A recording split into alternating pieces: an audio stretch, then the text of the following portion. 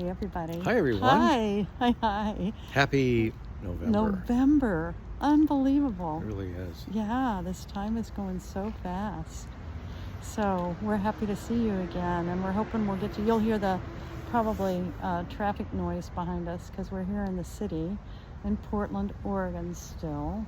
Which is at peace and Yeah. delightful. Yeah. And we're downtown every day. Right. And I don't know what people are talking about, but it's a wonderful place. If Yeah, you're we thinking have- of coming here, come here. Do come visit. We have yet to get our blow-up suits, but Yeah, our I don't frog know. suits. Yeah, They're- the frogs. yeah. I don't know. Maybe I'll go.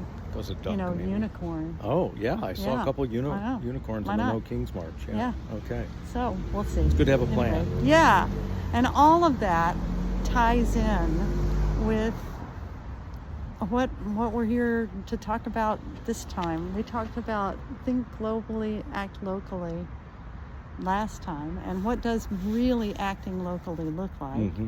This time we're asking, what does thinking cosmically Yeah. look like? Yeah. The other end of the spectrum, Yeah. but attached. And I guess the reason I thought that No Kings was helpful with that is because I don't know, this may just be me waxing poetic the way I can do sometimes. It feels like No Kings is really about everything, pretty much about everything. It's about how we are with each other. It's about how we are with the environment, with our air, with our water. It's about how we are with, and each other would be truly, truly each other. Every other thing, every other being, every other thing on our planet. Yeah, we mentioned often Bill McKibben, the great environmental leader, has often said when somebody says, well, what difference can I make? I'm just one individual. And he says, well, stop acting as a lone individual, Right. Get with people. And that's where action can really have great effect. And I think No Kings reminds me of that. It's just to have 7 million people show up. There's a lot of heart in that. That's right. That's right. And so one of the things that thinking cosmically can help with is something that I tend to say a lot, and that is pay attention to what's working. Right this minute, Gary and I are standing here. My arms will probably get tired, and I'll have to get him to hold the camera for a minute, and that'll be fine. And everything is just unfolding, and everything is working.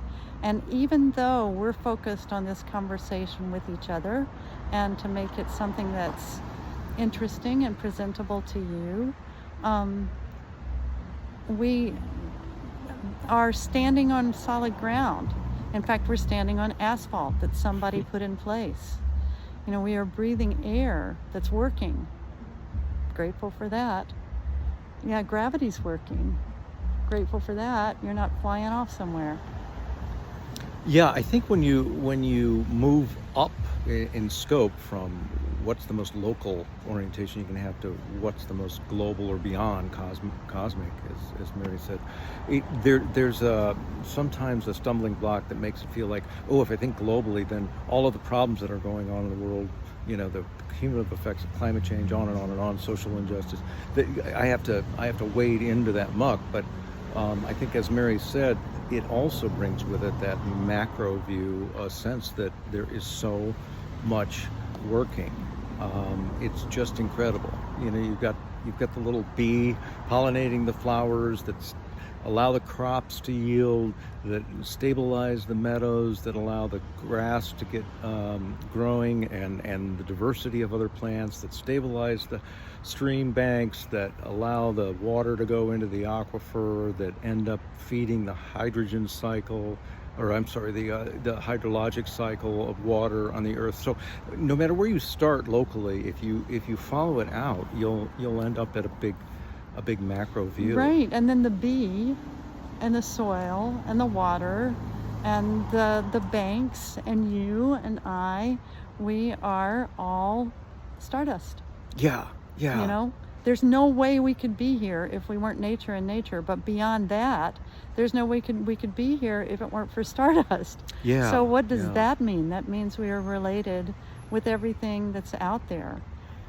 And Mary isn't just being poetic with that. There's been some great investigation in the last few years about cosmic dust that came onto the Earth before there was anything else going on Earth, way back when. And they're finding it contains nitrogen and phosphorus and sulfur and amino acids, all the things that then became pretty considerable building blocks for life to eventually get rolling on the planet. So we really quite literally are seeded from stardust. And then there's this other bit that you all may be familiar with, the Heisenberg principle and Schrödinger's effect, that in scientific work, it has been, for a long time now, we have understood that a thing that is being observed scientifically changes once the observer shows up. So just the interaction, just the observer showing up, changes the thing that's being observed. So this is what has led us to theories of non-local causality, which is really, science is such a trip. It's so much fun because it uncovers things that have always been so, right? But we think, oh my gosh, this has just begun. No, it hasn't just begun. It's always been so. So the always been so that we now know is, and this has even earned a Nobel Prize, which means that it's accepted science, is that you can spin a particle in a lab here on Earth, and it will affect a particle in a quasar 6 million light years away. But not just that, it will also affect a particle 12 billion light years away.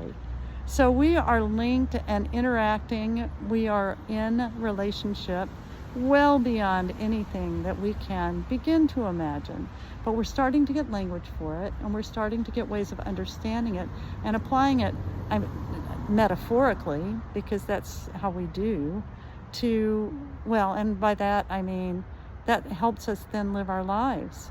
It helps us, what Gary and I wrote about in the full Ecology book, it helps us get and remain right-sized as human beings. We're not driving anything. We are, in fact, causing some messes, and we can take care of those. We can stop doing that, stop being harmful. Like one of the children on the shoulders of a parent, both of them dressed in costume, I saw yesterday. Her sign said, "Be nice to each other." It's a good start. Yeah. I love thinking about sort of the grandiose connections that exist in this macro view. This thinking globally, thinking beyond globally. We now know that the magnetic fields, as they shift, change biological rhythms on Earth, even set different migration patterns in certain creatures.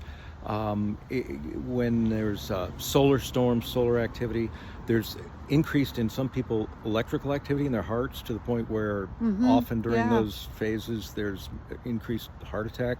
There's mood changes that are associated with that. So the reason I love that is just because not that it leaves me feeling powerless, but that it leaves me feeling connected to this unspeakably vast and intriguing web of creativity that just pries open the imagination to a grand degree. And I think that imagination is going to be really required for us to come up with solutions for some of the messes we're in. We're already in it. We're already engaging it. So I have had people say or imply to me that I have a bit of a Pollyannish position when I say we're going to be fine, we can do this, we have what we need. And Clarissa Pinkola Estes said, we were made for this time. Well, it is so. We were made for this time. We are here, we are now, we can do this. And people call me or accuse me of what they wish, but I wonder if it's just an excuse to stay addicted to the headlines and to have this false sense of control. And that is an out of size, it's not right-sized, it's oversized to believe that. And I get it. We've been socialized, especially those of us who did well in school, to believe that we can just think things into submission, and we ought to. Not just that we can, that we ought to. Well, it seems to me, and you can weigh in on this for yourself, that the most radical thing that we can do right now is to take good care of ourselves, really good care, and good care of each other, of one another and of each other, so that when those are in who, and some of you may have heard me say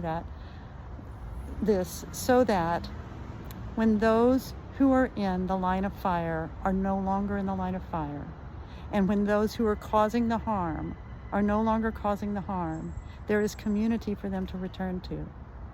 And this is what I'm talking about with what's working. We all have the community of the natural world, such as it is. We have gravity. We have the things that we can count on that are really, really working. Pay attention to that, because that's where we can stand in our strength and build more strength of community, so that the people who are being harmed and who are causing harm have a place to return when that stops. Yeah. Doesn't strike me, I mean, that's not Pollyanna to me, but people are welcome to make whatever attributions they'd like. Well, I think it's reasonable to look at what's not working. I mean, that's what's presented to us in media all the time, and it does need to be acknowledged, and we need to be aware of what's not working.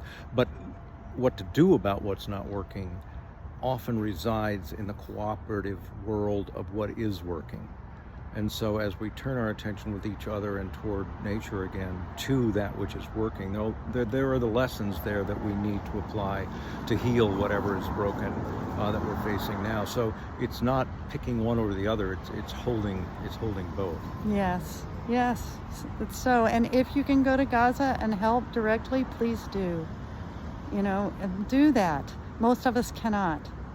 And this is what we can do in part. So that and work for the well-being of our local environment, our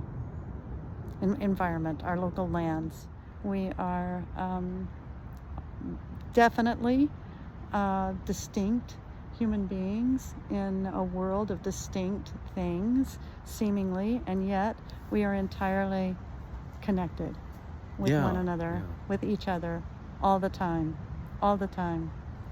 Yeah, you might think what metaphors you would use to describe, let's say, the natural world. I mean, there's the rugged individual metaphor, the lone wolf. We've used that a lot.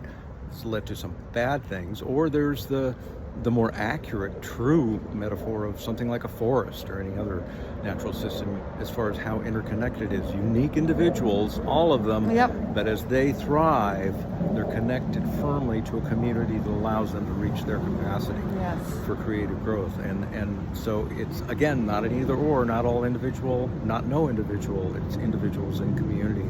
And that's what we have a chance to be more and stronger in every single day. And that's what that No Kings protest was kind of showing us. So here we are in this season, in this country, of gratitude, of harvest, of the turning of autumn through its middle times and on towards winter.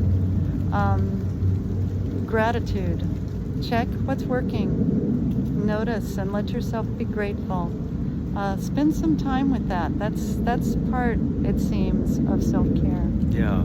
As winter comes on, that's all around the world, typically storytelling time. So what stories are you going to tell yourself and your family and your friends as this winter comes on? Maybe pick something a little bit more broad and generative than just the anger that can come from our living in a separation myth obsessed world. Yeah, my wise fairy godmother, Mamie, said, give yourself 15 minutes a day to be really angry. That's all. That's it. And I would say cut it down to 5 if you can.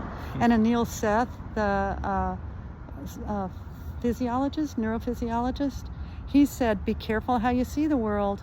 It's like that. Be careful how you see the world. So it matters. In these last 2 months of the year, put your thoughts on how you know the world can be and how it is in the places where it's working. So, we're going to have another deep dive. We are probably, I think it's the 13th of November. It's the second Tuesday. And we will be in touch with you with a newsletter. Well, this is where you'll see, this is the first newsletter, the one that comes out every month. And if you're not getting this, please be in touch with us at www.fullecology.com. Scroll down to the bottom and subscribe with us, and you'll get this fabulous newsletter once a month. And then the deep dive happens every second Tuesday, and we do send out a little reminder for that. And then, yeah, we've also got these retreats. Mm-hmm. Oh my goodness. Yeah, it's We going to be are a great rich with retreat season retreats. in the Centennial Valley. Yep. You know it to be, if you've watched us for long, one of our favorite places on planet Earth, and we imagine it would end up being that for you as well. Yep. So we've got the writing retreat, followed by the solstice retreat, which starts, I think, on summer solstice, the 21st, followed by our first Inner Elder retreat. So check those out on our retreat page, the website. Yeah, and I guess, is that it? I think that's it Connect for now. at fullecology.com. We love hearing from you. Yeah. That's our email, connect@fullecology.com. Have a beautiful, beautiful November. Notice what's working.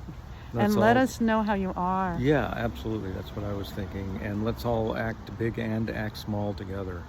Yeah, right size. Yes. Yes. All right. Beautiful. All right. Take care. Bye. See you next month. time.